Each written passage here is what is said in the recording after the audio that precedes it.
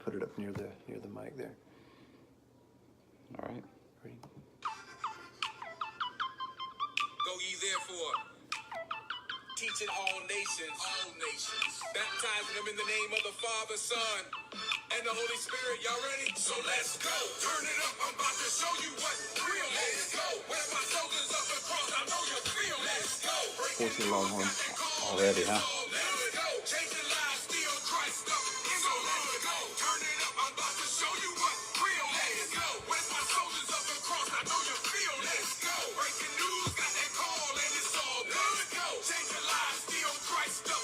Let's go, man. What is up, America? It is game time. That's fantasy game time. We're coming at you live from the heart of Central Texas, Russell Maven of Temple, Texas. And I got a good buddy of mine here, Jordan Dolotina, Belton, Texas, band director extraordinaire and fantasy football expert. Expert. Never says anything wrong. You're going to love it. So I know you came tuned in, ready to see a ugly bald white guy and a good looking black guy, but this time you got two white guys, man. Yeah. I'm sorry. Balding. I'm working on it. We apologize, man.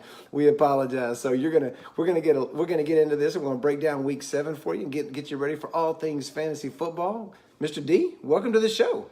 Hey, thanks. I'm happy to be here. Subbing in for Jay. That's some big shoes, dog. I know, it really is. That's some big shoes. And I don't have that laugh he's got either, so I don't know how I'm gonna sub that in. Hey man, that's okay. When we'll make do with what we got. Mm-hmm. Sometimes you gotta be next man up around here. Yep, that's me. So we're gonna start with what we're talking about. So what last week made you say that's what I'm talking about? Man, what I'm talking about is Sony Michel. Like this kid, man. I got him in all three of my redraft leagues this year. I just believed in the whole offense, and you spending a high pick on this guy, and I just waited, and then I've started him all 3 weeks now. He's got 316 rushing yards and 4 touchdowns in this 3-week span. Will that work? Yeah, that'll work. My goodness, and just the usage, like both he and White just seem like they're going to be valuable every single week, and you just plug them out there until. Every week I think you plug them out there, they're both going to be productive. So. Man, and you think about it. A few years ago they had LeGarrette Blount, and what does he do? He blows up and darn near scores 30 touchdowns right there. Yeah, 18 touchdowns that year. Yeah, that's outstanding. So if he can do that, imagine what the guy with some talent can do. So first round pedigree. Yeah. So I'll tell you what I'm talking about. I'm talking about Mason Crosby last week. Man, it reminds me of back in the 2000s. They had this guy named Chris Brown that was kicking for the Steelers. And one game, he missed a couple of field goals, and all the media was around him. Here you go. And everybody had a question for him. Hey, why'd you miss that kick? Hey, why do you suck? Hey, why you miss that kick? Then the next week, he kicks like 4 field goals and wins the game for him on a game winner. And they go back and get in his face again. And they're, hey, what do you think? Hey, well, how about that game-winning field goal? And he goes, honestly, I don't care if I ever talk to y'all again. Oh, yeah, that's right. I don't care if y'all ever come to my locker. I don't ever want to talk to y'all again. I don't need to be famous. I'm just here to do my job and help my team. And Mason Crosby last week, you could tell this dude had it, man. He just wasn't feeling it. He'd been a good kicker in the league for a long time. And then he had a bad week. He had an off day. And you saw Aaron Rodgers comforting him. And then this week, what does he do? He goes out there and they don't win the game without him. He played great. And, then the team had his back because you saw Rodgers trying to get closer and closer and closer, even though they only had 6 or 7 seconds to work with. He's like, that's all right. I got another out route in me. Don't worry about it, coach. I got to help my boy out, which he's from Georgetown anyway. So that's I'm right. like, yeah, Georgetown, Texas. That's right. As a Texas boy, I'm like, all right, man, good job, Mason. So I just like to see stuff like that. That's good team stuff. I like it. I like to see it with kickers because, the life of the kicker, like a bad game or two, those guys are out. What was it 2 weeks ago? Missed 5. Was it 5 field goals? Yeah, that'll get you fired in that line of work. So kudos to the Packers sticking with their boy, coaching staff and the management. Sure, yeah. And like you said, the support of the team and everything. How easy is it to throw that kicker under the bus? So good for him. Yeah, good for that team. Yeah, I thought it was great, man. And he said I didn't have any gray hair last week, so because full of gray hair. He's been great for a little bit, man. Yeah. All right, so. This week, what's on your mind fantasy-wise in the world of fantasy football? What news kind of jumped out at you this week? Well, I don't know that this is news so much. Just I've been, just always kind of pouring into stats and looking at everything, and it's only been 2 road games, but I mean, Matt Ryan on the road has just been dreadful. I'm looking at a 13.1 average points scored on the road against a 38.5 at home, and that home road split just doesn't it's astonishing. Like, I don't even know what to do with that. So then I'm thinking, okay, bye week 8, and I start looking ahead at week 9, through week 15, 16. Right. And there's only 3 home games and 6 road games. So small sample size, it's 2 road games. But with 6 coming up, I'm wondering, is this guy unstartable on the road? Which is crazy to say. This is the quarterback 2 overall. The quarterback number 2 overall might be unstartable. And MVP, 2 years ago? Yeah. Wow. Yeah. So, I mean, like I said, small sample size. We'll see how it goes forward. This week, he's got the Giants at home. He's going to tear them up, I'm positive. We'll see. Yeah, I mean, that's I guess the Falcons were on our minds this week, because mine was Devontae Freeman. I mean, I know people traded for him in the offseason in dynasty leagues, and, he was a hot ticket, and I don't know. I've always been a little leery of him. I've been a little, wary of picking him up, and out for the year. Yeah, I mean, and they paid that dude. Oh, well, what happens when anybody gets paid? They tear an ACL or pull a hamstring or whatever. Well, with him, it's everything. Like, yeah, everything is breaking on that guy. And yeah, I mean, like you said, you've always been a little weary. I mean, he carried my team a couple of years ago, and the whole time I was worried about Tevin Coleman. It's just, I feel like every time Coleman got the ball, he looked better. So, I mean, yeah. And he looked younger and cheaper. Yeah, right? Yeah. Well, now he's going to be looking gone next season. Yeah. They can't afford to pay him. Oh, yeah. No. Somebody will overpay that for him for sure. The other thing that was on my mind this week is the trade deadline in most leagues is closer than you think it is. I mean, a lot of teams have pretty much already kind of seen, what their situation is. And so people are starting to make up their mind, about, oh, well, my team is trash. I'm not gonna, put any more into this. I'm gonna start building for next year if you're in a dynasty league. Yeah, fire sale. Yeah, or if you're in a which we know somebody that's doing that. And he's actually watching right now, so we're not gonna get into that. But there's also redraft leagues that if you're borderline, if you're 3-3 or you're 2-4 or whatever, and you're trying to make the playoffs. Do you make a move and try to get in there, or do you say, you know what, I drafted these turkeys, they're going to have to start playing? Yeah, that's right. So it's coming up. Yeah, it's quicker. It's coming up before you think it is. It's decision time. But I mean, if you're 3-3 or 2-4, it ain't time to back off. I mean, a lot of times that 3-3, you're probably one win and a loss from a 4-2 team from being right there in a 4th place spot in a 4-man playoff, or a 6th place spot in a 6-man playoff. So I mean, you're right there. I mean, I think with one winner, obviously no wins, I think it's an uphill climb at this point for sure. Oh yeah. But even 2-4, it's not freak out time.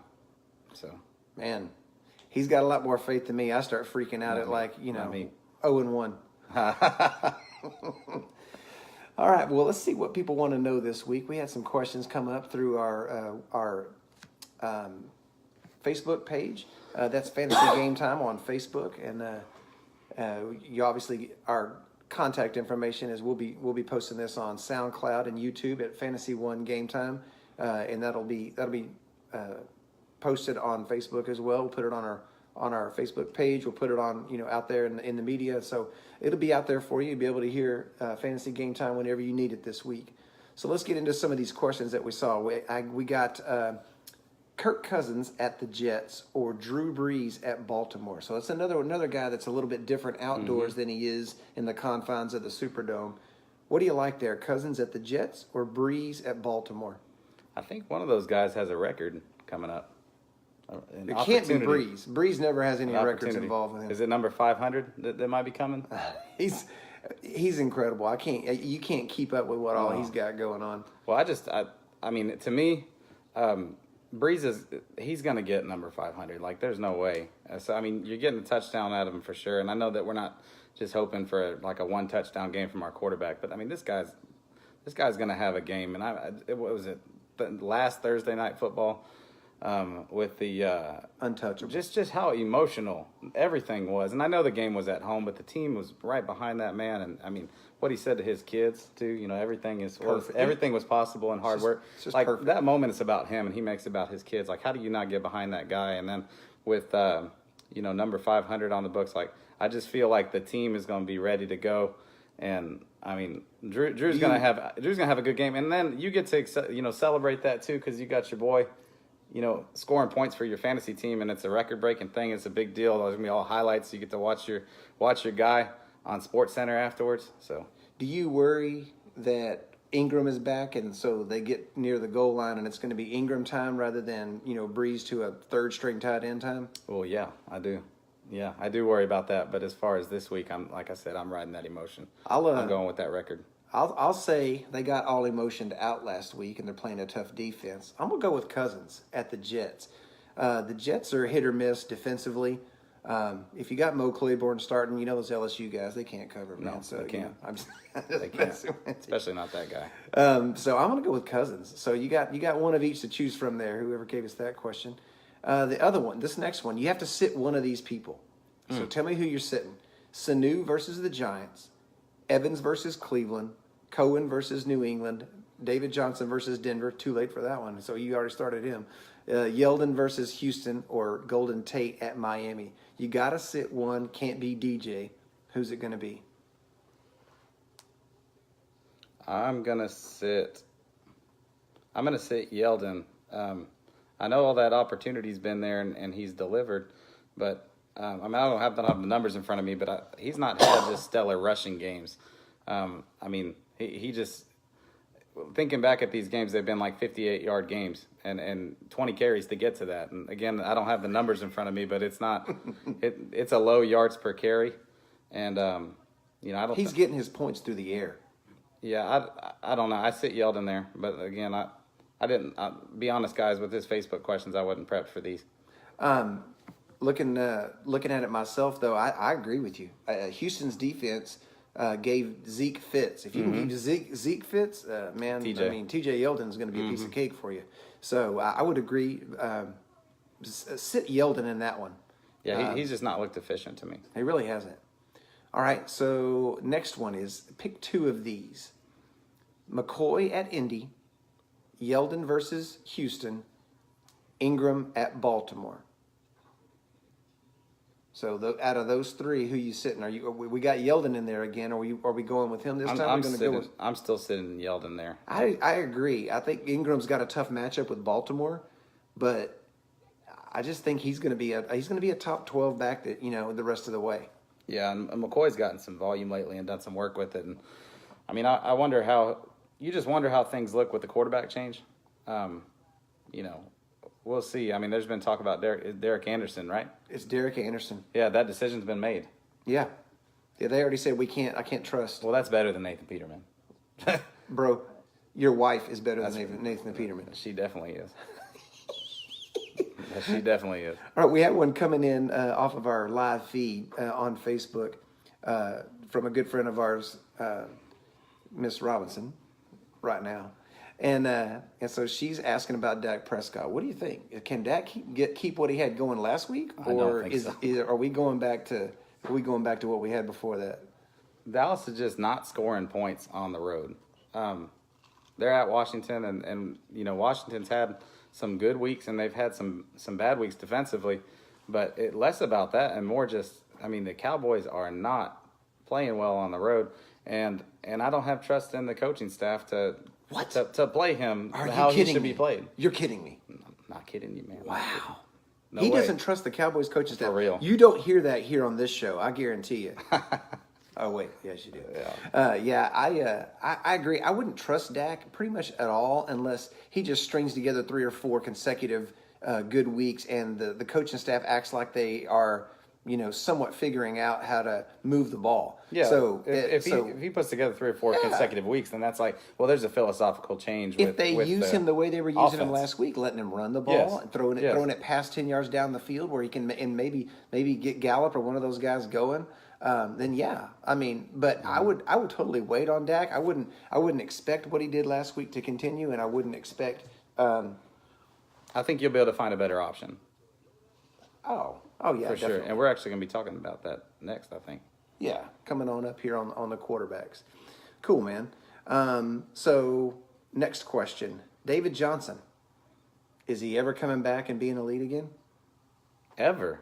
Man, Ever. Ever's a long word, big Ever. word.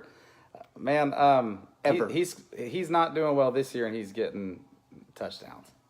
So I mean, that's not what it's all about. And that's certainly not going to make you elite, but that certainly bridges the gap. And with the young quarterback and the young wide receiver, I mean, I think that next year, I mean, that offense could look better, and take the pressure off the run game. And yeah, I think he'll be back. And in the meantime, he's going to score touchdowns this year. I agree, man. I like David Johnson because he missed last year, but it's not like he had a hurt leg or an ankle or a knee or something. It was all wrist. So I'm not worried about it. I think when Rosen starts playing better, Johnson's numbers will pick back up. And the thing that they're missing right now is they're not including him in the passing game. When in 2016, when he scored all those touchdowns and was doing all that stuff, he was catching the ball a lot. He had 800 receiving yards or something. Yeah, he had this guy Bruce Arians. So, yes, I guess who's a better coach than he is a commentator. I don't like him as a commentator. I haven't even noticed. He sounds really weird. I don't like Witten as a commentator either. I don't either. I don't like him because he went with the fake hair. That's bullcorn, man. Keep it real. I didn't even notice. Oh, it's bad, man.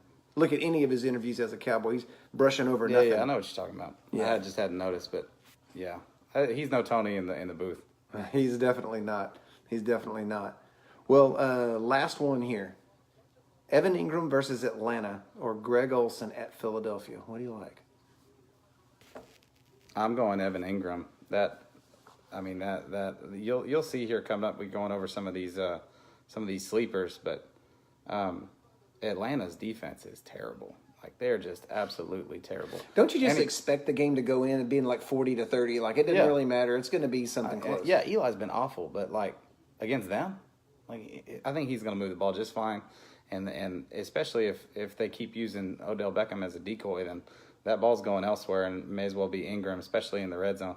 I like that one. And then, with Olsen, like, man, that dude, Hall of Famer, I think. I don't, maybe not. I don't know, but he's a good. He's a player. Hall of Very Good though. He's a very good player, but it's been a little while since he's popped to me to where he's looked really really special. He's looking like Father Time might be having him on the ropes. I'd be interested, like, what his last 16 games, if you just looked at his last 16 healthy games, what that would be, what those numbers would be.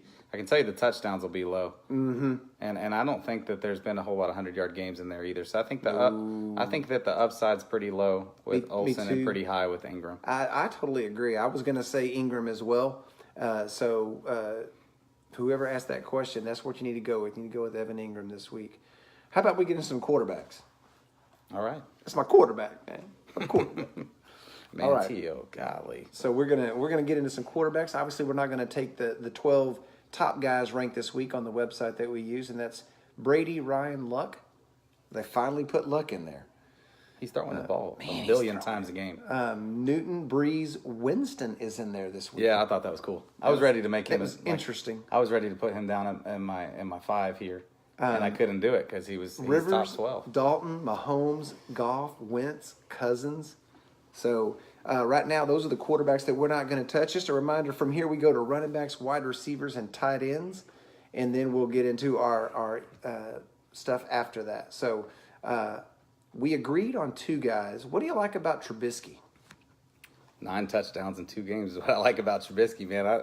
He had that big 6-touchdown game before their bye week, and it just didn't seem like anything that could be sustainable. And he didn't go for 6, but to throw for 3 the next week, and which Jay predicted, by the way. He predicted to follow up with 3. He said, he goes, "Hey, look, man, he got 6 last week. If he only gets 3 this week, I'll take that. Yeah, give me Trubisky." Absolutely, man, absolutely. And I mean, they're going to be playing theoretically. They're going to be playing behind against New England, so they're going to have to throw the ball. And I mean, that coach there, Matt Nagy, I think he's wonderful. And I do too. I just like the idea of a good young offensive-minded coach like Shanahan, like McVay. Yeah, and I like Nagy. It just feels good, Yeah, it does. It kind of gives you like an optimistic feel about your team. And really, man, I mean, Chicago's looked pretty good. I mean, it doesn't hurt to have the Defensive Player of the Year on the other side of the ball, but I mean, they've looked pretty good this year. And he seems like he's starting to get the hang of that offense. And I got some information coming up on that offense a little bit, coming up too. So we both like Trubisky versus New England. Should be a lot of throwing for the Bears, and you really haven't thought much of New England's defense since Richard Seymour left. So I'm not worried about that. We both picked Joe Flacco. I would never normally ever even mention Joe Flacco's name, but we both went with Joe Flacco versus New Orleans. What are you thinking there? All right, so there's a lot of things. Just how amazing they've been in the red zone this year, and that's one thing. But I just looked at the Vegas lines. I mean, it's a 50-point. I think it was a 50.5 point over under. Wow. And the Ravens are favored. So I mean, Vegas thinks that the Ravens are going to score 3 or 4 touchdowns. So why not? They're going to have to score 30 if it's going to be 50 or over, right? Yeah, for real. All right, I like him too because New Orleans like 30th versus quarterbacks. Last year, man, they really gave me hope last year. I was like, man, maybe they're just a different team now. Maybe Dennis Allen's got these guys playing some defense, and they got some young guys, and they were dynamic with turnovers too. They got one of the best pass rushers in the league, and man, they're going to do all of this. And then they just turned around this year and went right back to Rob Ryan. Right? Yeah, I mean, it's been bad. Yeah. With all the hair, I miss that hair. I like that hair, man. That was fun. Yeah, so it's been bad this year, man. So I'm surprised by how bad they've been on defense. Really, me too. You bring up a good point there. Yeah, it's just really weird. So we both like those guys. Who else do you like? All right, so my boy Baker Mayfield, and we've got a buddy watching the show, Al Mayo, and this is the biggest Mayfield supporter.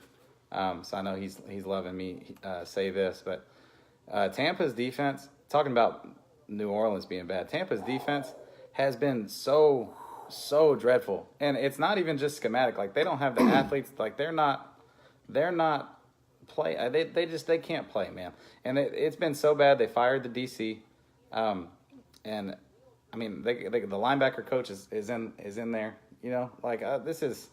Once you not start firing good. Coaches halfway through a season, you might as well just go ahead and this is not good. Pack it in. Baker's been playing well. He looks good. The numbers haven't quite hit yet, but I mean the dude's got moxie and he's poised in the pocket. He moves well. He's accurate. Like he looks good. He really is passing. He's got a good arm, and he just. I like everything intangible wise about him. I don't like him grabbing everything he's got there when he's playing Kansas. But the rest of the stuff is I like his moxie. Yeah, I mean he's that kind of cat, man. He just kind of has that it thing. Mm-hmm. You know who I liked last week and kind of showed a little bit of that is C.J. Beathard. Dude. So I'm taking C.J. Beathard versus the Rams because to me confidence is kind of everything. Man, go ahead. You go ahead. I mean he just before last game, every time I'd ever seen him play, he looked lost. Yeah. And he just didn't look like he, had figured it out. And then, Garoppolo gets hurt, and this dude goes in there, and he's slinging it around. Yeah. He was outdueling Aaron Rodgers about 3/4 through that game. Yeah, and good for him. And with it being a primetime game, people were actually watching, Because this is one of those names. You see C.J. Beathard. It's spelled beat hard, by the way. But you see C.J. Beathard on the docket, and it's like, well, I'm gonna tune out on that one. Yeah, you know what I'm saying? Like, this is not a game that people are gonna watch, except it was primetime. Yeah. So everybody got to watch him tear it up. Yeah, and so now the cat's out of the bag, man. I mean, this dude's got he had a great game, and you know who he's throwing to over there, that Olympian Texas Longhorn Marquise Goodwin out there. Speed demon. That's right, baby. 4-3. Yeah. 4-3. So, he looked good. He's got his legs back. Yeah, he's ready to go, man. Who else you like? All right. I don't like this guy at all. But I really, really dislike the old mouth breather, Eli Manning. He just makes the most special faces on the sideline. Did you call him a mouth breather? He is. What? Every time. Look, every time. Look at the camera. Every time. All the time, man. The hair's all disheveled. I mean, all their hair looks bad when they come off, but his looks especially bad, mouth wide open. I'm not a fan. And he looks old, and the line, but they're playing Atlanta. So they're going to be behind. It's on the road in Atlanta. Atlanta's 31st against quarterbacks. Wow. They're bad. Them and can Tampa you please be and New right Orleans. This week? This is the only week that I have to play Eli Manning in the league. I have Rodgers and Carr, and so I had to bench both of those and mess around and play Eli Manning. So can you please be right this week? I'll be right for you. But look at the NFC South. So we've got New Orleans on your notes here, 30th against quarterbacks. Atlanta, I looked up 31st against quarterbacks. I was in ESPN and clicked on it. It said 31st against QBs. So, and then we talked about how dreadful Tampa Bay is on defense too. So, do you happen to know how Carolina's doing against quarterbacks? I know they kicked the crap out of Dak Prescott. I don't know. Sure did. Yeah, but I mean, it's the whole NFC South. It's some bad defense going on. It's a dumpster fire, man. Dumpster fire. I'm going with Sam Darnold this week versus Minnesota. That's another defense that I'm kind of like, yeah, that's confusing. What are y'all doing? Mm-hmm. Like, was Terrence Newman the linchpin of the whole thing? I mean, was he holding it all together? How old was Terrence Newman last year? I think he was 53, 53 or 54. I don't know. I'm not sure. I think he was older than Greg Marks. This guy. I mean, he's pretty old. Greg Marks is pretty old. Yeah. So, but this defense is just not right. I don't know what it is or what the what the issue is, because they got the same coordinator, they got the same head coach, they got a lot of talent, they got a lot of first rounders running around in that defense, but something's wrong. I don't know what it is. And Sam Darnold's got 5 touchdowns in the last 2 games. He scored 30 plus points the last 2 games. He's starting to figure it out. Yeah, he turns the ball over, but he moves it too. He does, and he's like, I think he's 14 or 15 years old. Yeah. One of those. Yeah, he's passing the eyeball test, I think. He is definitely passing the eyeball test. Andrew Luck throws a lot of interceptions too, but that guy's pretty good. Yeah. Who else? Okay, here we go. All right, so the game's on now, and I didn't honestly see how the points up to 35 got scored, but I have Case Keenum. I don't think it's a great matchup against Arizona. I think I saw it. Well, it's 35-3 right now, so.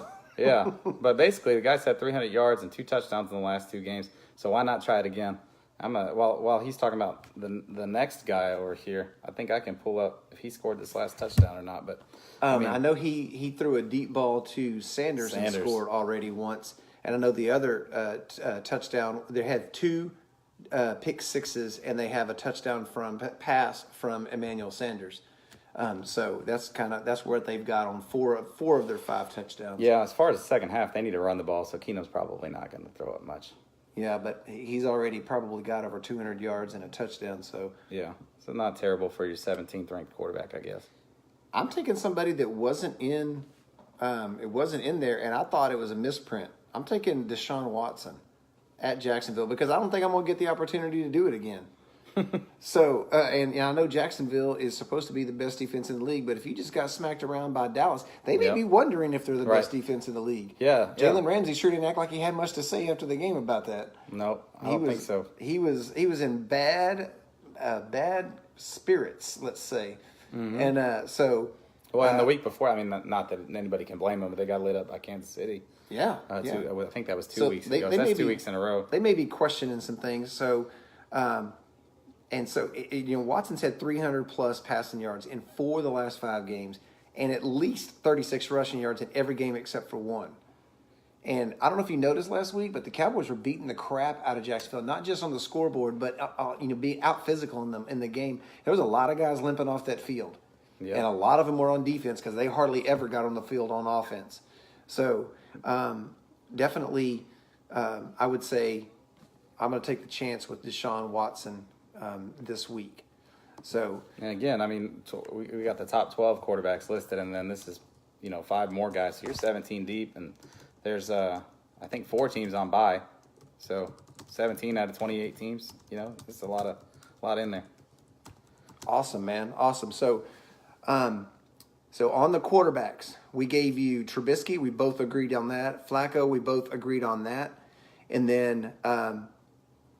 And then we've got, I gave you Beathard, he gave you Mayfield, he gave you Manning, he gave you Keenum, I gave you Darnold, and I gave you Watson. So that is it for the quarterbacks. We're going to move on to the running backs. Tell us who we're not going to be talking about here. All right, so our top 12 running backs coming into the weaker.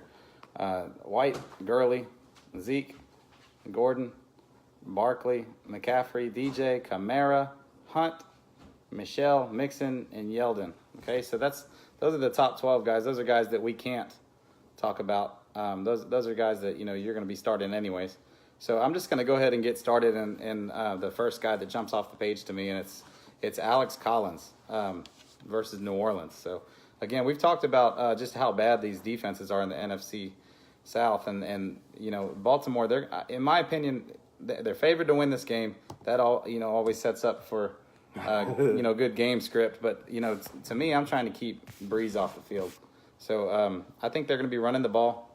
And he got 19 touches last week. He's been getting the touches, and I know that Buck Allen is a concern, and they're using Buck Allen at the goal line, which is crazy. They didn't last week, but they didn't last week. And Collins has scored 4 or 5 touchdowns this year. So for a guy that's not not getting carries on the goal line, like he's productive. He's getting usage. So the rushing numbers aren't jumping off the page. The 100-yard games aren't happening, but I think he's a very usable guy and a really good matchup. Sweet. Can I backtrack for just a second? Yes. Let's talk about somebody that we both agreed on. We both pulled out of the air. We agreed on 2 guys. One of them is Tariq Cohen versus New England. What did you like about that matchup? All right, so the Pats are struggling against receiving backs, and Tariq Cohen's pretty good at catching that rock. So I think especially if the Bears are playing from behind. They're going to have their third down back in there. They got to move the ball. Their receiving back, their satellite back, whatever you want to call it. He's going to be catching passes. He's going to be busy. He's been busy the past couple weeks. That sucker is fast. Yes. That dude can run. I love the high knee lift. That dude can fly, and he also gets those extra punt return yards. Does he get hurt? I mean, I haven't noticed. No. He doesn't seem to you get hurt. Shut up. I've got Does him. he get hurt? Shut up. We ain't gonna do no broadcaster jinx on Tariq Cohen, but here's the thing that I liked about Cohen is Howard's snap rate Going down. He went from 73% to 62% to 54% to 51%.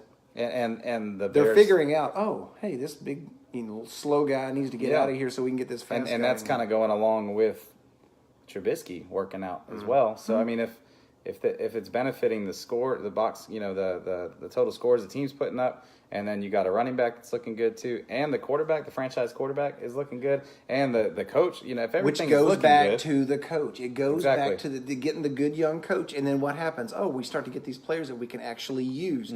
The Cowboys had Tavon Austin, but they weren't using him like I thought they should. Yeah, they should be using him in the way that they're using Cohen and Hill and these kind of cats. Yeah, a slot receiver out the backfield. We also believed in Matt Breida this week versus the Rams. Dude, what were you thinking there? I watched that game last week. I mean, what happened to Alfred Morris? Like, I'm not an old running back guy, so I was not tied to the Alfred Morris train, But like, at some point, like I texted my buddy, I think it was Mayo. I texted him. I was like, "Is Morris healthy? Like, was he scratched from the game? Like, did he?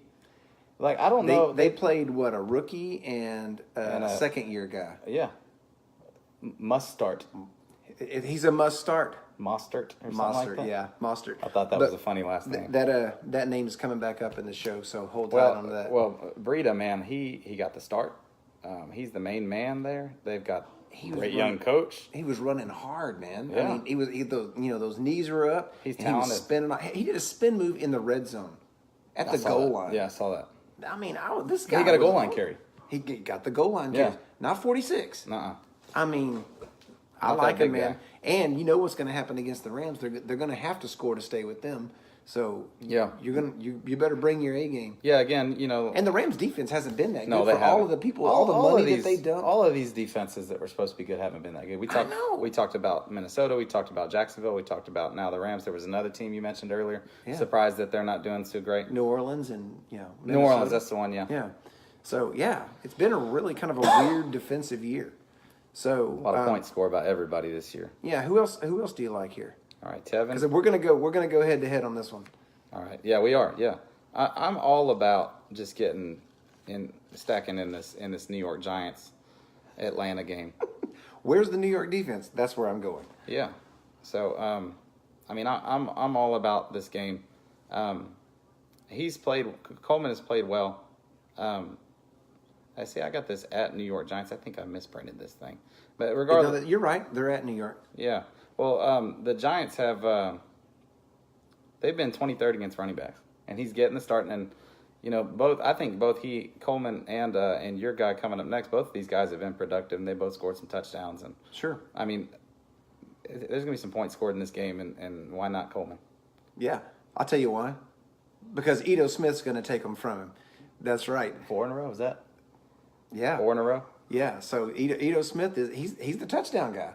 He's like Calvin Ridley of the running backs for them. He's little. He's little too. He's not that big, but man, I was listening to the draft show with Brian Broaddus and Dane Brugler and those guys coming in the offseason, and they were like, "Yeah, this he's a player." Third day of the draft, let's go get somebody like Ito Smith, and we can use this cat. And I'm kind of wishing we had done it now, yeah, because they sure went for it. But on Coleman, he's at 56% of the snaps, 28 touches, and 4 red zone carries. Smith's at 44% of the carries, 26 touches, and 4 red zone touches. So that was last week. He's probably been more effective with his red zone carries, Exactly. too. He's been more effective. And so they're going to start watching that film and figuring that out. So I'm going to go with Ito Smith over, even though we both like, the matchup with the Giants. I'm going to go with Ito Smith over Tevin Coleman on this one. Just get your Falcons and your Giants in that game. Just get them in that game. All right. What else you like? All right, so another one I like, and he's injured right now. I'm not even sure he's going to play. He's day-to-day. He's been limited the past 2 days in practice. He's been limited the past 4 years. Yeah, exactly. But Chris Thompson versus the Cowboys. Man, that guy is dynamic. He is. He is dynamic. And the Cowboys are pretty stout against the run, so this is not, in my opinion, an Adrian Peterson game. So, just little dump-offs. Alex Smith likes the little dump-offs. If Adrian Peterson runs well, the Cowboys are losing. Yes, for sure. But Alex Smith, he likes those little dump-offs. And Chris Thompson's a weapon back there. And I know he's day-to-day. I know he's limited. But my guess is that the skin's clear him for this big divisional game against my Cowboys. So I think he's playing, and I think he has a good game. I love Chris Thompson. He's played well against the Cowboys in the past. Mostly out of the backfield, not really much carrying the ball. So I definitely dig that. Hopefully he won't have a good day and we'll win the game. Yeah, for real. I'd like to be wrong about that one. Yeah, let's be wrong about all the ones against the Cowboys. Yeah. I'm taking Kerryon Johnson at Miami. They're 28th against running backs this year, and to me, he's kind of the dude in Detroit. He looks good. Yeah, LeGarrette Blount I thought was done about 3 years ago, and he's still running around the league. So I like Kerryon Johnson. I think I like that one. They finally, after 50 or 60 years, they finally got a 100-yard runner. Yeah. First time since Barry Sanders. It was a long time. So I think that's a good move there. Also like Mark real Ingram. Quick, another one with Kerryon is they're coming off their bye week, correct?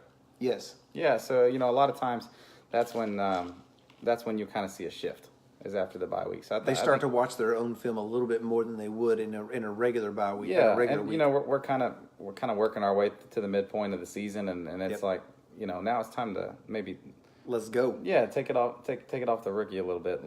Go ahead and let him go. Yeah, for sure. So I think that's a good one. And they've usually at this point in the year they've already made their minds up about some of these rookies as far as how they're going to play them going forward. It's like, all right, let's get this dude the ball. Got some tape on him. Got some tape.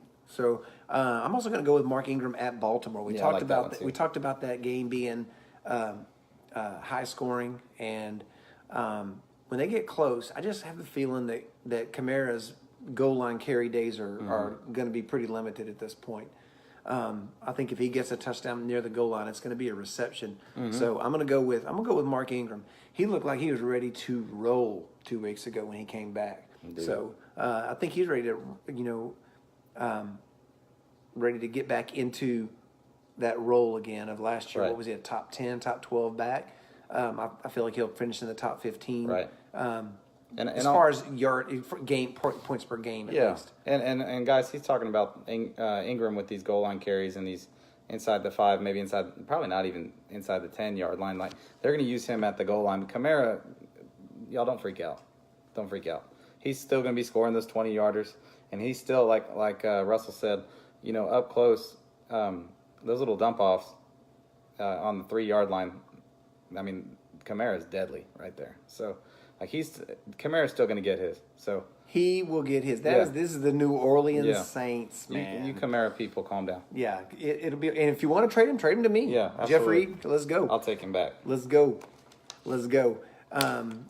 So the running backs, we gave you Cohen and Breida. Those are kind of our stamp guys. We both agreed on that. We gave you two Atlanta running backs from the New York Giants game. Whichever one you got. Edo Smith or Tevin Coleman. We got Alex Collins versus New Orleans. We also got Ingram at Baltimore.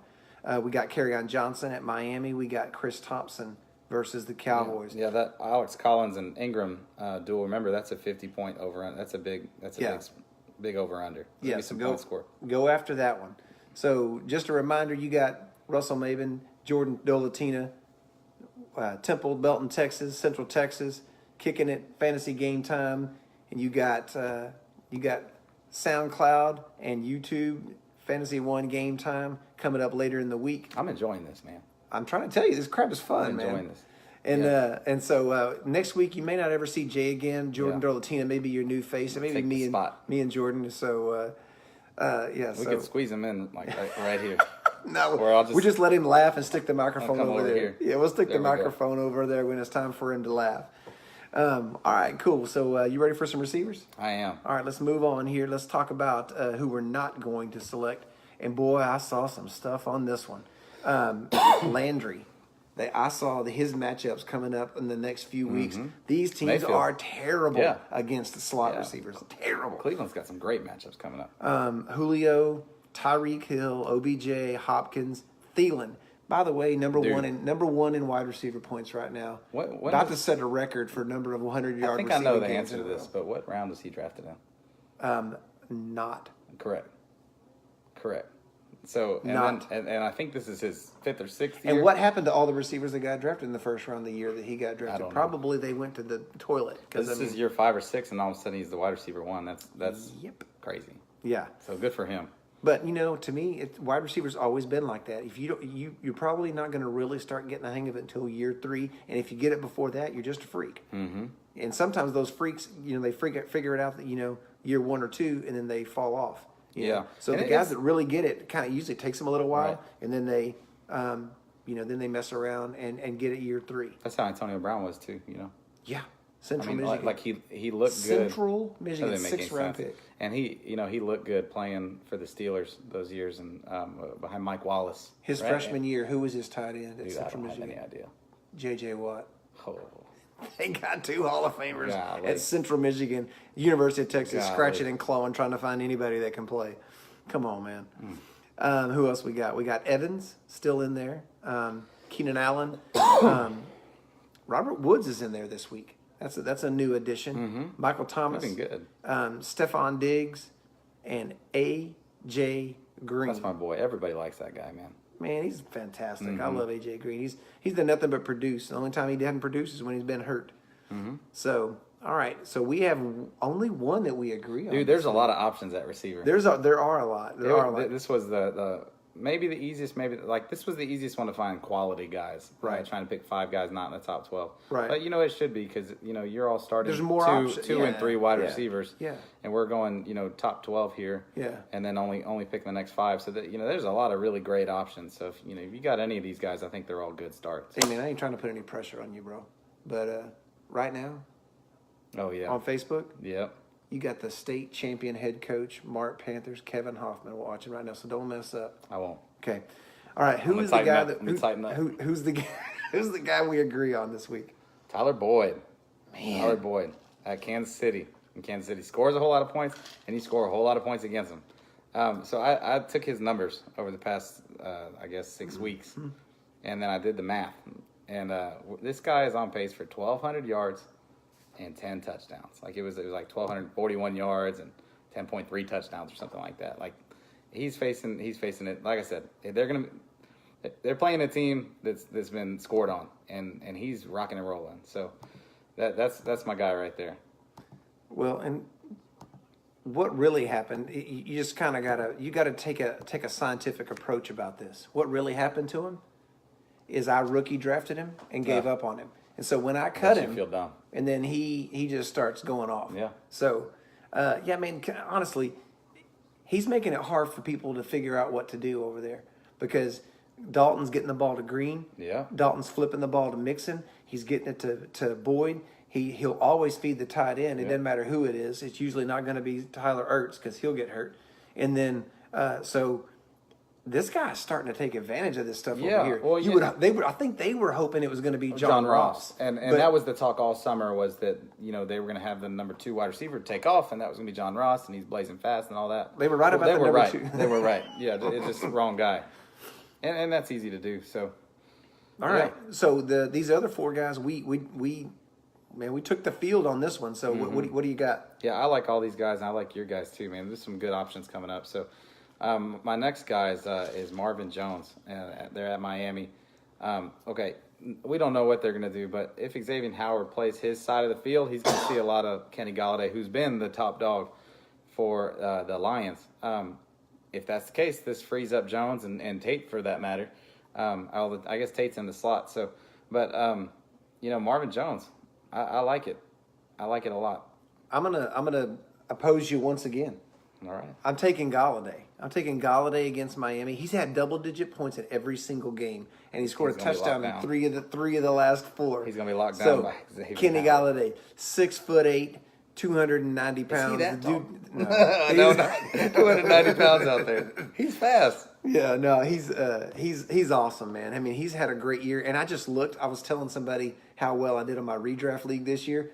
You know what round I drafted this turkey in? Tell me. 19. Oh no. 19, and I'm starting this turkey. Well, you know what? You said this earlier too. Like it takes a few years at wide receiver to get this thing going. So It's been when only you a start, year and a half for that When guy, you start flashing, and he flashed last year. Yeah. When you flash, He was just hurt. You flash your rookie year, and then you come out and you're consistent for half of the season. Your second year, this guy's going to be good. And he's got a quarterback that knows how to get it to him. Yeah. What he's got a nickname, like a Minitron or something like that, right? Well, I didn't make that up. I hope not. Yeah. I got the next Megatron. He's playing for the University of Texas, and he wears number 9. And his name Dude, is he's a Colin big dude. Johnson. If you can catch the passes that Sam's been throwing lately, you were bad with the bone. That dude's got a catch radius of about 15 yards. Yeah. I mean, this guy. He's a big guy. So, I went head to head with you on that one. So, what else you got? All right, so my next guy is Michael Crabtree. I've seen a lot of this game here with the 50 point, the Vegas over-under with the Baltimore versus New Orleans. I think Crabtree is going to do well. He's had 21 targets in the last 2 games. That's a lot of usage. And John Brown's have gone down a little bit, and I'm certainly not down on the Brown. But this is a big red zone target, and he's going against the 32nd ranked defense versus wide receivers. This is a good matchup, and this is a guy that's getting use. Wow. And once again, what the heck happened to the New Orleans defense? I know. I like. Well, this is irony. I didn't catch it in time for the game, so I messed up. But I would have called it right. I said Emmanuel Sanders at Arizona. No, you had. Hey, I'll vouch for him. This was here yesterday. Like this was on this Google Doc yesterday. But so normally we don't call the Thursday games. We usually do. We usually do the other games. So, but Emmanuel Sanders. My prediction is he's going to throw for a touchdown and catch a long touchdown. Come on now. That was what I put in there. That Did was he what play I wrote quarterback? down. Did he play quarterback somewhere? No, he played at SMU. He was a wide receiver. Yeah, and then he plays with Sutton, who went to SMU. So that's kind of weird. That's who he threw the ball to, too. Yeah, I know. It's Little Mustang connection, a little yeah. Pony XS out there. So, sorry about that one, folks. So I'm going to take my next guy, which is Alshon Jeffrey versus Carolina. I know Carolina's pretty good defensively, but they're middle of the road against wide receivers. And Wentz is starting to look for this guy now. No, I mean he's not been that. He's not been that guy. He's been whoever's open. I'm Right. equal opportunity, spreading the ball around. But it really looked like Jeffrey was kind of like his dude last week. Well, and even last year in the equal opportunity spread around, he scored a lot of touchdowns. Sure. So if he's going to get that lockdown look on top of the red zone use that Wentz likes him, I love that pick. I love that player. He's going to be a good one. Sweet. So it's a good pick. Who else you like? All right. Taylor Gabriel versus New England. So I was surprised to see this in my research here, but Gabriel's he's gotten targets and receptions all year long. So he's blown up the past week or two, but Jay liked him last week. yeah, he hit it, man. He hit on it. So he's he's been getting the use all year. He's just recently blown up, and these guys don't have great games every week, but I like this one. So Matt Nagy and Tyreek Hill, and their connection they had last year in Kansas City. And Taylor Gabriel, I think, was kind of brought in to play that role, to stretch the field and whatnot. Well, I'd appreciate it if he wouldn't, and they'd let Tariq Cohen do it. Well, yeah. He's got some weapons. He's got some options. But when's the last time you said that about Chicago? I know. It's exciting. Chicago. It's exciting. It's Chicago. So now think of what Tyreek did to New England last week. So, and last year. Yeah, man. So, if Gabriel can do that, or that really surprised me that they let him do that to him last year. And I felt like they were going to be like, "There's no way we're going to let 10 beat us this week." Because that's how they do it. That's the way they operate. It's the only way that Bill Belichick's ever played defense. But if you're New England this week and you're game planning to knock out one thing, you're going to knock out the best option for the Bears. What is that? It's not Allen Robinson with the possessions. It's really not. So what is it? Who are you knocking out? To me, it's got to be Cohen. Yeah. It's got to be like let's just make sure we have a fast enough guy to cover Cohen, because Jordan Howard's not going anywhere. No. And his snap count's going down, and their wide receivers they're all they're all decent, and they all kind of do something a little bit different. Yeah. So there's nobody. It's kind of like the Cowboys receiving core. It's like who do you even stop? Yeah, I would take theirs definitely. Yeah. Yeah, that was Taylor Gabriel versus New England. I think it's a good one. Yeah, I do too. He's played really well so far this year. Who's your next guy? My next guy is in that same game, on the other side of the ball. Who is your guy? Mr. Josh Gordon. Yeah, baby. I never thought I'd see the day this guy was fantasy relevant again. I didn't either. I really thought I'd see it. I really thought people that were holding on to him in dynasty leagues were dumb. So, but his snaps went from 22% to 26% to 81%. Yeah, that led the team. His target share went from 6 to 9 to 26%. That led the team. And the air yards for Gordon were 6, 28, and now 29%. And so he's starting to be the guy. And I didn't think it would take very long for Tom Brady to go, look, man, just go, get out there, get open. I will find you. He's a specimen. When you see him on the field, he is big and strong. He's a good looking receiver. He is, and the thing about it is, he's in the huddle with Julian Edelman and Chris Hogan, and you know what I mean. It's kind of like playing with his little cousins out there. So he makes him look even bigger and stronger. He's a horse. Oh yeah, I love it. I like that, and that kind of ease him in with the 22, the 26 to 81% snaps. But I think it's on now. Yeah, no, I do too. But I think that I don't have the snap percentage, but I think we saw this with Sony Michel a little bit too. Kind of the ease in. It was like a game and a half of ease in, and then bam, we're going to start giving him 20 carries a game. They still had Burkhead healthy at the time. Yeah, I guess that's not fair. All right, so my next receiver, and I like this guy. I love him. Marquise Goodwin versus the Rams. He is just so athletic. And did you see him on Monday Night Football? He's been dealing with some thigh contusion or knee bruise or all. I don't know what. He's not the sturdiest person ever. He gets hurt a lot. Yeah, but his legs are back. My goodness. And Beathard, man, he's putting that ball out there. So, and like you said before, didn't think you'd ever utter those words, did you? No, that's not. I hadn't been calling him by his name. I've been calling him by his nickname. I said it earlier. But this guy's got his legs back, and like you said with the Beathard call earlier, they're going to be throwing the ball. So they're going to be playing catch up, dude. Yeah, that team's incredible. The Rams are so good. They are. They're going to the Super Bowl. So good one. All right, so lots of candy to pick up right here. Yeah. We both love Tyler Boyd. If you got Tyler Boyd, start that sucker. Every week. We got that guy. In the Chicago game, in the New England game, we got Josh Gordon and Taylor Gabriel. So there's that. In the Detroit and Miami game, we got Marvin Jones and Kenny Galladay. And then we got Manuel Sanders already playing and doing well tonight, so I was right about that. Jeffrey versus Carolina, and Marquise Goodwin versus the Rams. Yeah, there's a lot of good options at receiver. Yeah. Oh, yeah. So many good options. Yeah, man, looking good here. Talking about good options. So tight end is so difficult.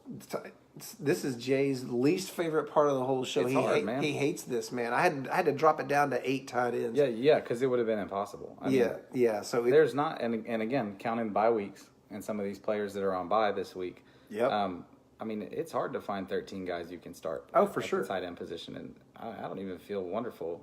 Oh no, I do feel good about mine. Well, we agreed on 3 of the 5. That's how hard it is to pick. Absolutely. So these are the people we're staying away from because they, if you got them, they're starting anyway. Travis Kelce, Zach Ertz. How about that, Joe Curtis? Gronk and Joku is in there this week. I was really surprised about that.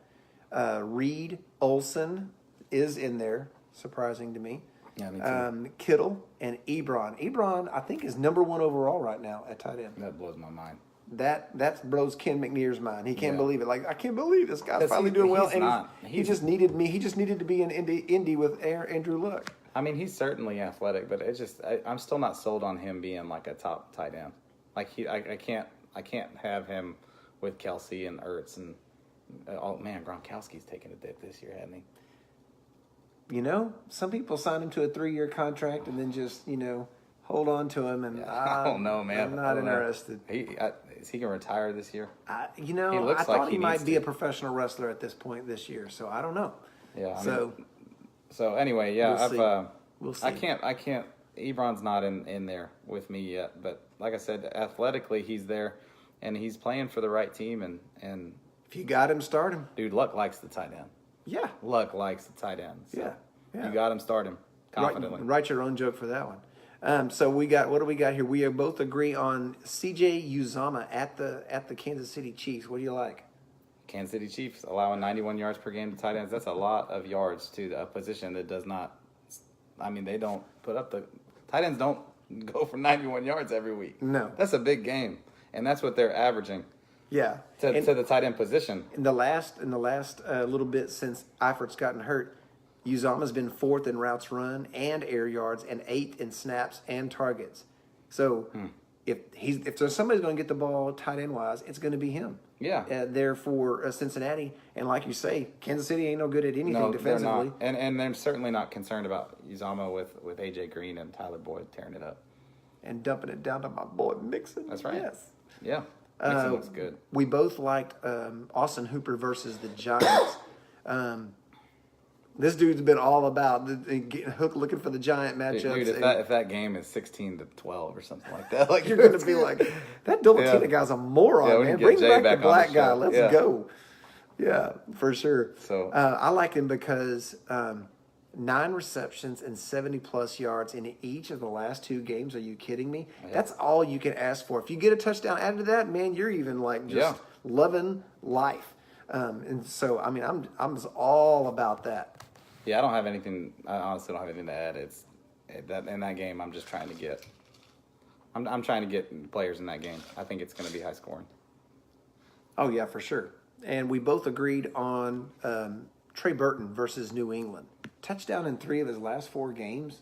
They're starting to even shovel it to him, like just flip it to him there in the goal line. So I love that matchup. Dude, that play is such a. I don't know how you stop that play. Like I've seen a couple different teams run that. Watch the Super Bowl from 1993. There it is. Cowboys playing against the Bills out there, and you'll see Leon Lett blow that sucker up. Yeah. So I mean, with again, there's just a couple games this year. Like Mitch Trubisky's going to throw the ball in this game, so get Burton in there. Sweet. Well, going back to that New York Giants game. I'm taking Evan Ingram at Atlanta. Well, I guess we had it wrong up at top. Yeah, it's at Atlanta. It's at Atlanta. Yeah, Ingram at Atlanta. In his last full game, he was 7 catches for 67 yards and a touchdown. I believe that the guy in the movie Babe said, "That'll do, pig. That'll do. That'll do. That will be just fine right there." So he's supposed to be back. Yeah, I like he's supposed to be healthy. So I am going Evan Ingram. Yeah, I like that pick a lot. I didn't want to have 4 out of 5 that we agreed on, so I figured I'd throw some other ones out there. So, Minnesota, Rudolph at the Jets. I mean, he's been underwhelming. He really has. But with 5.2 catches a game since week 2, it's not like he's not getting the ball. He's getting it's just the ball. Just not like there's not a lot that's happening. Right, and I mean with tight end, you tend to the yardage isn't there, so it's all like touchdown or bust. And I mean, it's not like he's all of a sudden not effective. Like nothing happened to him that made him ineffective in the red zone. Like the touchdowns are going to come, in my opinion. And I'm really distracted by this Philip Lindsay run. That was amazing. Wow, that good. Dude is nasty. So somebody had to be like really extra smart to pick him up in a dynasty league, don't you think? Somebody did good with that little guy. I was so sold on. They Royce may or may Freeman. not be bald and good looking too. Yeah, so I think back on topic. I'm tired of Maven right now. This Rudolph, I think, is a good play. He, like Russell said, he's getting work, and the touchdowns. If you're in any kind of a PPR half, full point, whatever, I mean, you can't ask for more than getting 5 catches a game from your tight end. Yeah, no, and it'll come. I'm taking OJ Howard versus Cleveland. Yeah. I mean, what's wrong with that right there? Touchdown in half of his games and 50-plus yards in every game. Which half of his games? Yes. Yeah. They're split up. Okay.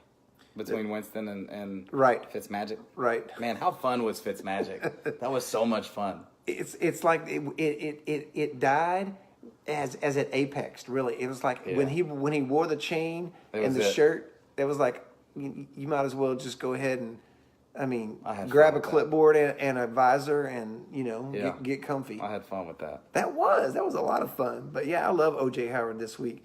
You gonna go against me? Yeah, I'm gonna go against you. We're butting heads a lot more than me and Jay do. Yeah. So Jameis Winston is back. We all know. He likes Brate in the red zone. I looked at it. Winston's he's played 6 quarters of football this season, and he's hit Brate for 2 touchdowns. So, yep. I mean, he likes Brate down there, and like I said before, this position is touchdown or bust pretty often. So, sure, you love your guys like Ertz getting 10 catches a game, but there's not a whole lot of them. So after Kelsey and Ertz, and I guess Ebron, which sounds so weird, you're looking for the touchdown, and there it is, guys. Winston to Brate. Usually there's a good-looking black guy sitting next to me. And this week, it's just some white guy. Yeah, the big old head. Look at the size difference of his head. My goodness. Stretching out my headphones. Yeah. You're going to have to buy me some headphones. Jay's got a big head, too, though. He does have a big head. But both guys that would sit next to me are going to say, take Cameron Brate. So they both agree on him. So it don't matter who you got sitting next to me. They're both taking Cameron Brate. That's right. Big-headed people. My big-headed brother thinking that's like me. That's it. So So we got the tight ends knocked out here. We agree on 3 of the big ones here: C.J. Uzama, Trey Burton, and Austin Hooper. So if you got those guys, definitely start those. We got them. We both picked those out. But we also liked Kyle Rudolph, Cameron Brate, Evan Ingram, and Jordan Howard. So OJ Howard. O.J. Howard. We don't like Jordan Howard. We don't like Jordan Howard. We like Tariq Cohen. Sorry, O.J. Howard. Thank you. I'm glad you're here. Got to clean up my mess sometimes. So I know you may be looking kind of cross-eyed at your screen right now. You got your boy Russell Maben. I got my good buddy Jordan Dolotina with me this week. Jay Thompson had to drive to Montana, drop his boy off. Thanks for your service, Trey Thompson. Word to your moms. So we've gone through the quarterbacks, the running backs, the wide receivers, the tight ends. Man, it's time to be desperate. All right. If somebody had to just skin it and jerk that pistol and go to work, who could they go to? Man, Albert Wilson has been he's got 3 games of single-digit fantasy points. There were 6, 6, and 9 points. And 3 games of double-digit fantasy points, 13, 23, and 33 points. 33 points last week. Man, this guy is just boom or bust. So if you're desperate, throw him out there and hope for one of those games. Hope for one of the, he's 50% chance, I guess, to blow up for you. So another young coach, another young offensive mind. I just like that situation, man. I'm taking Raheem Mostert. Must start, man. I like that name. His name tells you everything you need to know, jerks. Let's go. But he's at home against the Rams. And that defense, to me, just not what it was supposed to be. Just like we've been talking about with the Saints and the Vikings and these kind of cats. Yeah, and I think Mostert that's a good desperation play because you're not going to feel good about having him in the lineup. No. But he got a lot of usage last week, and Albert Wilson. There's a lot of reason for excitement there. Yeah. So both of those guys looked good last week. Yeah, but sometimes you're a daisy if you do. Yeah. Who's somebody that. Man, I wouldn't do it. I wouldn't start him. This one's going to be fun because Russell has this guy as his number 5 to start him out there. That always happens. Yeah, we talked about Deshaun Watson at Jacksonville.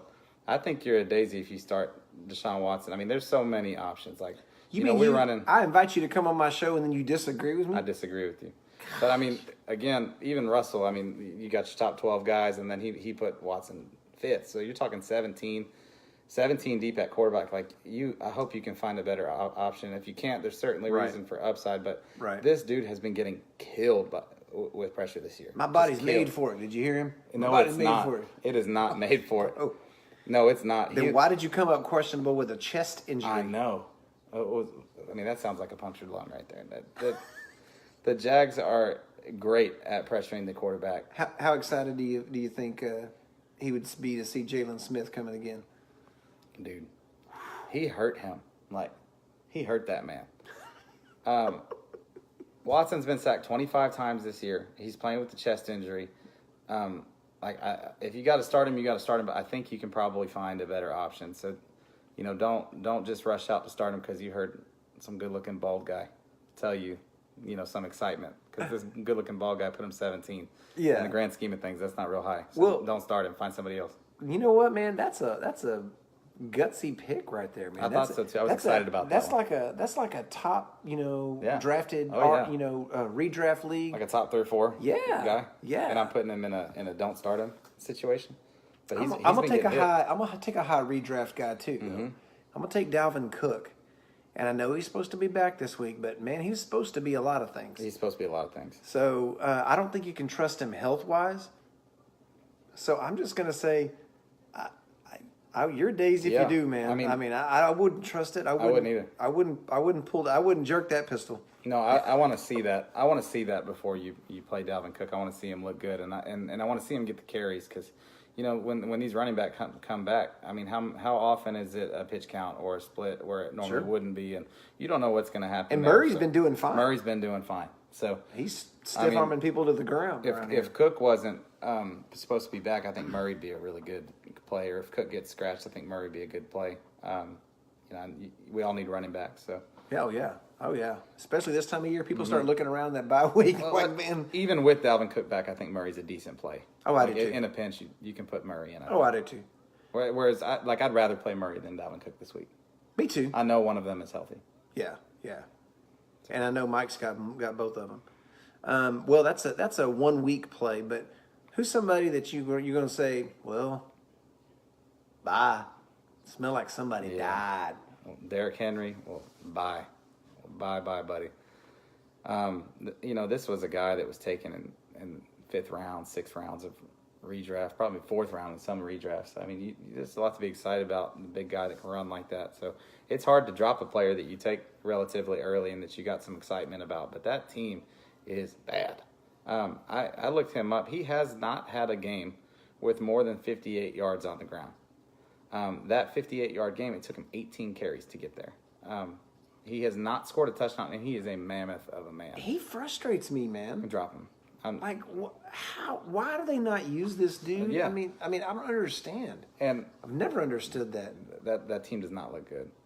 I think if he had gone anywhere else, he would be in a much better situation fantasy-wise than he is. My father-in-law this week, Brad Pennington, shout. He, he asked me, he was like, man, is it time to cut bait on Henry? And I said, well, let's put it this way. If you drop him this week, I don't think anybody's picking him up. And it's Thursday, nobody's picked him up. So, I mean. Ouch. So, how sad is that? he droppable? Is that a 10-team league? It is. Okay. But wow. But he's clearly droppable because he was dropped. Nobody picked him up. Nobody even made a claim. Yeah. I'll tell you another one that's get your cowboy hat, get your horse. There's a sun going down somewhere. Eli Manning. Hate that guy. Eli Manning. They're already talking about replacing him. Bro, who are they going to replace him with? They don't have anybody. They got like Kyle Lauletta behind him. I mean, it's like nothing. Is Davis Webb still in the picture? I mean, But I mean, that's not anything to be hopeful. even if he was, I don't think he is. That's not an exciting prospect. That's not something I'd be real excited about. I'll just keep Eli. I mean, They, I don't know they're what talking they're about gonna do. replacing him, and there's nobody even take his job. no, exactly.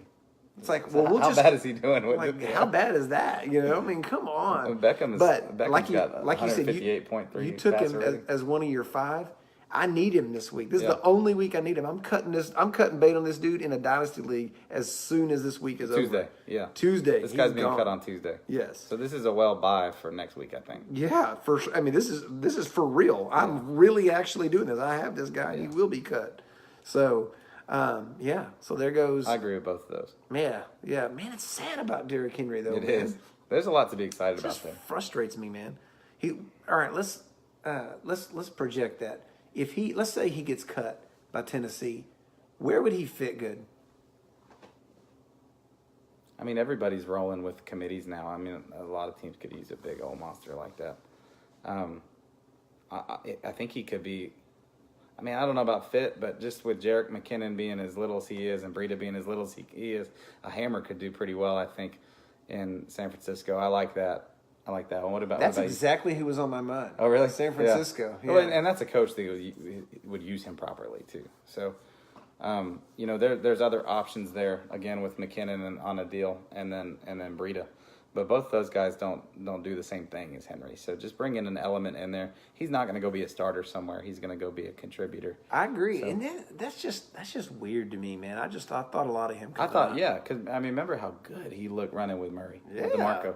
So he looked like a prospect that you could get excited about. And it seemed like whatever they didn't work with him. Like if they played him, they played him more, or that didn't work, and if they played him less, that didn't really work. I mean, like nothing was right. I just don't think they know how to use him. They knew it too with the Deion Lewis signing, and that's not really looking great either. Nothing on that team is looking well, except for Corey Davis getting. Look at the head coach. Targets, but Look at the head coach. Even the targets aren't doing anything. Yeah, you're right. Off the Belichick tree, has anybody from the Belichick tree done anything? Say that. No. Right? Just say no. All right. Well, something that Jay said to me hundreds of times in my life is, man, we'll bake you a cake, man. It just means, I like that. Man, I appreciate you, Yeah, dog. I like that. And I'm still waiting for my first cake, and I'm 44, so I've been best friends with this guy for 20 years. But anyways, who you baking a cake for this week? I think we've got to bake a cake for Brock Osweiler. Woo, that's something a guy needs to be given a bakery. Dude, 380 yards and 3 touchdowns for that guy. I mean, that Couldn't have come from a more unlikely person either. No. I mean, this guy couldn't get the ball to DeAndre Hopkins. I mean, he couldn't make DeAndre Hopkins work. Like, everybody can make DeAndre He's the Hopkins only work. quarterback-proof wide receiver in the league, and Brock Osweiler couldn't get it. Like, Hopkins has had a lot of bad quarterbacks. And he looks good all the time, and then it didn't work with Osweiler. I mean, that guy. But 380 and 3 touchdowns. So I'm in a survivor pool. Those are a lot of fun. And I thought about switching my pick to the Bears last week when I got the announcement that Osweiler was starting. I thought, man, there's no way that Bears defense. It's not like he's going to throw for 403 touchdowns for real. or something. But they're going to have 3 pick sixes against Brock Osweiler. Like, that's going to be. I'm so glad I didn't. Brock guided the Fins to a win against a really stout Bears team. That's a good Bears team that he beat. And I was impressed. Let's bake a cake for Brock. They're going to be mad they lost that game later on in the year. Yeah, they are. Why don't we just stay in the same game? You know who I'm baking a cake for? Albert Wilson. He You deserves talked it. about him earlier, man. He deserves it. That's something McGunn was not interested in being tackled. No. I mean, it's not like he caught deep balls and just ran away from people. He's breaking tackles. They couldn't tackle this guy. He looked like he was on a punt return on half of those. He was just zigzagging everywhere. Yeah, and you're talking about young, exciting coaches talking about getting a weapon like that and then just using him in different ways. Like, Man, in my other dynasty league that you're not in, I totally picked him up.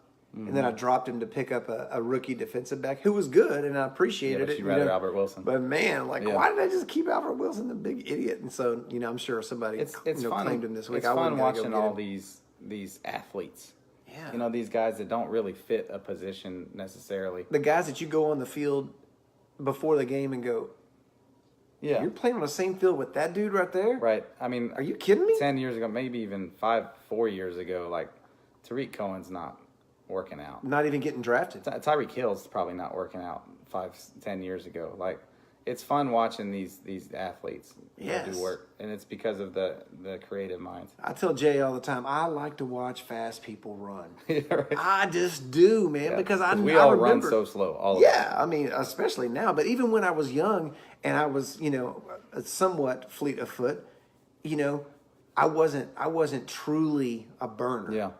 And I just love to watch fast people run. Have you ever got on that treadmill and just upped it and been at like 10 miles an hour? No. You get up to like 10 miles an hour, you are booking it, man. I'm running so hard, get tired so fast, and these guys are wearing helmets and pads, running 22 miles an hour. It's crazy. Nuts, man. I love to watch fast people run. We take for granted how special all these athletes are. Oh, yeah. And then people freak out, why do we have to get paid so much? I'm like, man, these guys are in car wrecks, several car wrecks per week is basically what they're experiencing with their bodies. NFL makes a lot of money. Somebody's going to make that money. Yeah, absolutely. If it's not going to the players, if you're paying the commissioner $30 million a year, can the guy that's getting the crap kicked out of him every week get $2, $3, $4, $5, $6 million? Yeah, I mean, there's a lot of money to be had, and it's got to go to somebody. So it may as well go to the people that are actually entertaining us. Absolutely, they're totally gladiators. The next segment that we do is what we call really. It's the thing that you just go, really, man? Really? Come on, man. Really? It's almost like, come on, man. Yeah. But it's really, because Jay Really? must have said this to me 1,000 times in my career. Really, man. This is really what's going on. What made you go really this week? Antonio Callaway, really? In week 2, I think it was, he had a big game, 102 yards and touchdown, I think is what the numbers were. He's got talent. Yeah, and there was some excitement, about that talent, and there's some off-field concerns. Made him a value in the draft. But this guy had 10 targets last week from Baker, and I think was 2 for 9. Over the last 3 weeks, 24 targets. He's only turned 8 of them into receptions. Dang. And Baker's putting them on him. I think this guy's got 5 drops. The drops are the drops in Cleveland are, if there's something that holds Baker back this week, it's the drops. I saw 10% drop rate, and I'm thinking, so basically If I throw you 10 balls, you dropping one of them? Yes, and these are pro receivers. Like this is your job, and you got those sticky Like you gloves. shouldn't drop 4 or 5 the whole year. For real. I mean, so he's hitting receivers in the hands, and they're going to drop one of every 10 balls. Like that's what's going on in Cleveland. So Wow. anyway, Callaway, really, man. you're getting your opportunity. Don't screw this up. Come on, man. You know how people, the famous T.O. quote, it's my quarterback. Mm-hmm. It's my quarterback. On Facebook Live, that's my center. He was my center. This guy was my center when I was a senior in high school. He played center for the Robinson Rocket, the Fighting Rockets, man. Fighting Rockets. So what's up, Kevin Kurtz? There's a lot there. You know what made me go really this week? Tell me about it. Another Belichick coach, the Titans. They got shut out a week after getting 100 yards passing in the NFL in 2018, where they have all the rules set up to throw the ball. Yeah, like it's not a coincidence that fantasy scoring is up this year. Really, man? Yeah. I mean, really? Y'all didn't score a point? Mariota. I mean, it's not like you played the 85 Bears out there. I mean, come on, dude. What is going on out there? Yeah, so it's a mess. these dudes have made offense look more challenging than the Dallas Cowboys. Yeah, I mean, look at Corey Davis, and like the talent there. What, 4th overall or something like that? 5th, yes. whatever it was. And they're trying to get him the ball and still can't. I mean, they're trying and can't. Like they're just they're inept. Mariota can't even run, and he's hurt, so he's only throwing. That's an inept team. And they gave a running back $20 million, and they drafted a running back in the 2nd round, and none of it worked. And they got to travel to London this year and get their butts kicked by the Chargers. And they got some offensive linemen on that team, man. Taylor Lewan is one of the top tackles in the league. Those poor players. Yes, those poor dudes, man. They stuck. But so sometimes we sit around and complain about our team. The daggum Cowboys frustrate Cowboys are way me. better than the Titans. But man, I wouldn't trade them for the Titans right now. Or the Cardinals. Whew, goodness sakes. Cardinals getting the brakes beat off of them right now. So it is that time, man. It's Cowboy time to break down what's going on with the Cowboys here. Mess around and see if they got something going on. What are you thinking about the Cowboys right now? Well, Matt Ryan got my brain moving on this home road split thing, and we talked about him and it being a small sample size. And then I got thinking about Big Ben and the years of his home and road splits and all of that. And then thinking about the Cowboys and their crazy home and road splits. So they averaged 12.3 points scored in their 3 road games this year, and 28 points scored in their 3 home games this year. I don't get it. I mean, that's more than twice as good at home for a team that's never really played well at home. Never. Since the stadium opened, they're the worst home team in the league. Worse than the Browns, worse than anybody. They have a worse record than any team in the league since they opened that building. Just let that settle on you, man. That is unbelievable. So, I mean, I'm glad they're playing well at home, but they've played well on the road the past few years, so why is it flipping? Again, it's 3 games, small sample size. But I blame the coach. I've never understood home and road splits. Like, what is it that makes you play so poorly on the road? Like, you just don't like people booing at you or something? Like, does it hurt your feelings? Yeah, we're on the same page. Do you need a comfort animal? Like what is? Yeah, oh my goodness, that whole thing bothers me. But the, I mean, what is it?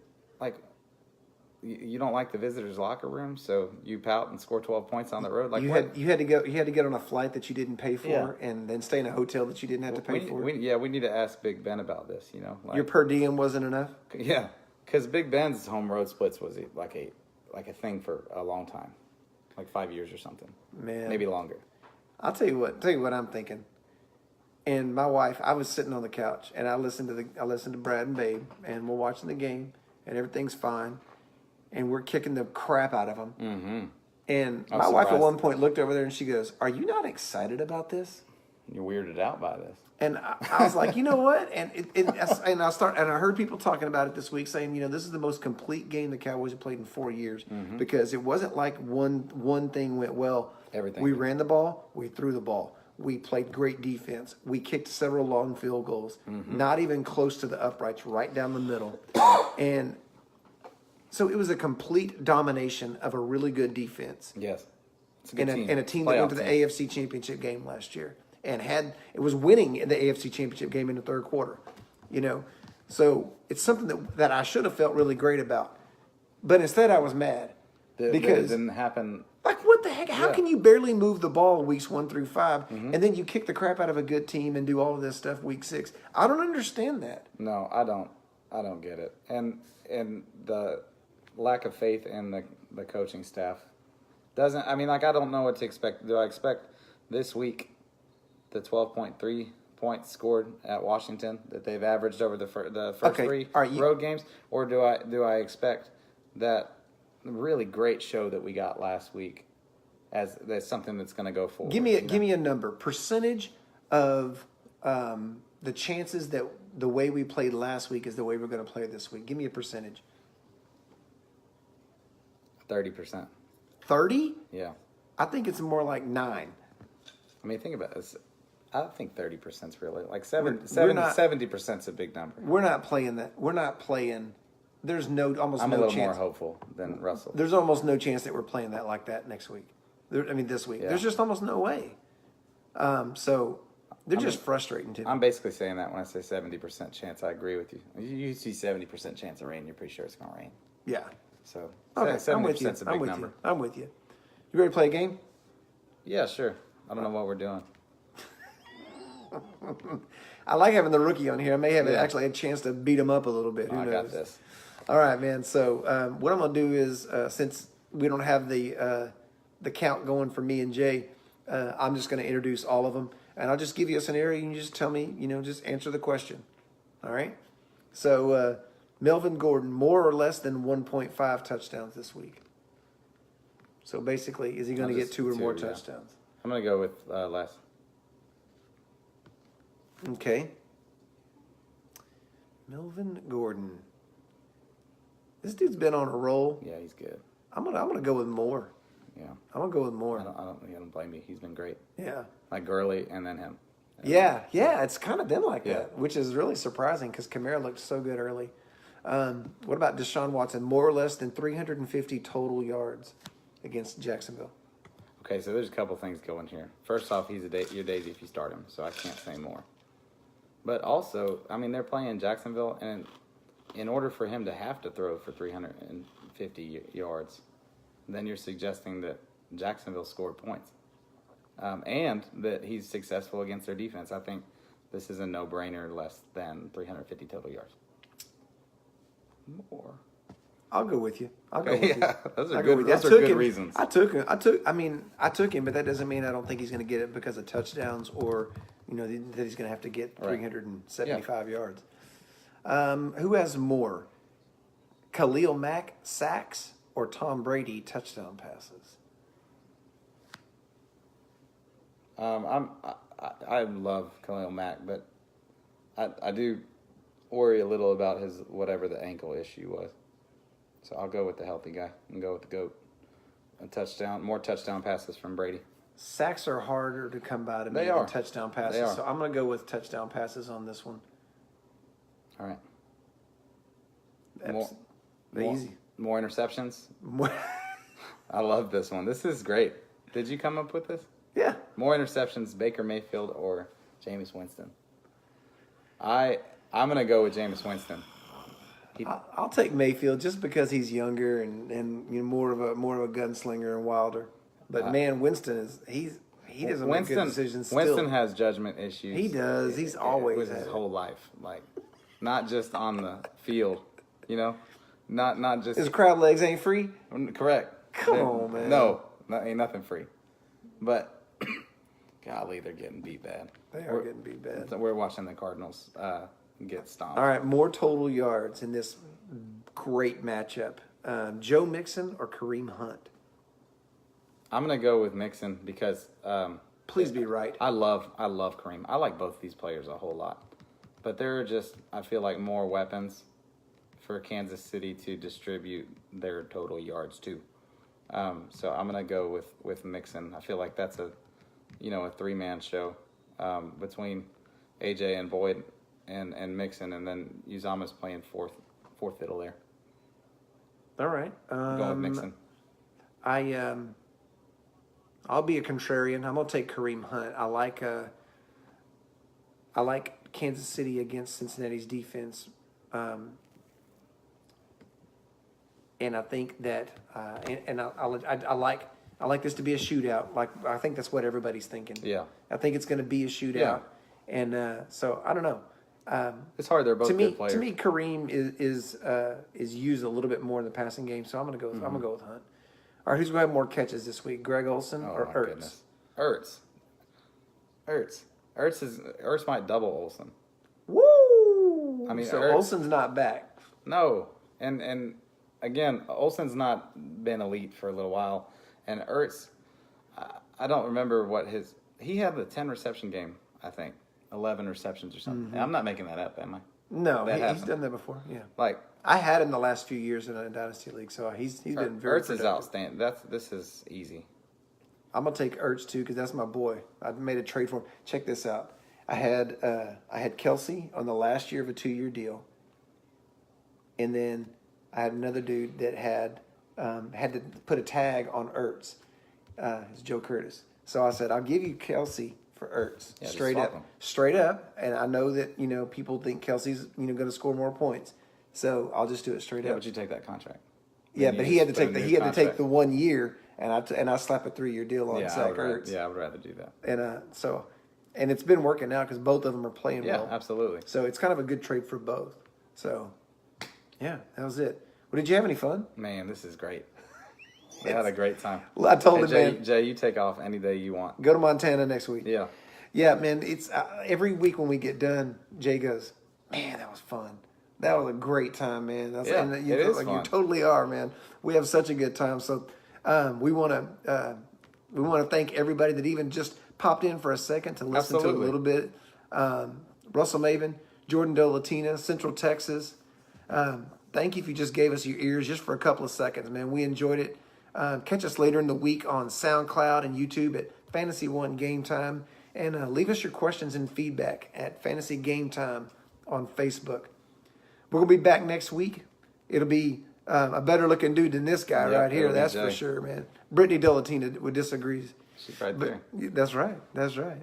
But we'll be back next week to try to save you from the bye weeks coming up in week 8. And for Jordan Dolotina, I'm going to leave you with what Jay and I always leave you with is, hey, man, we love football. We just love Jesus more. That's right. Now go get that dub. Go Peace. get it. Go get it.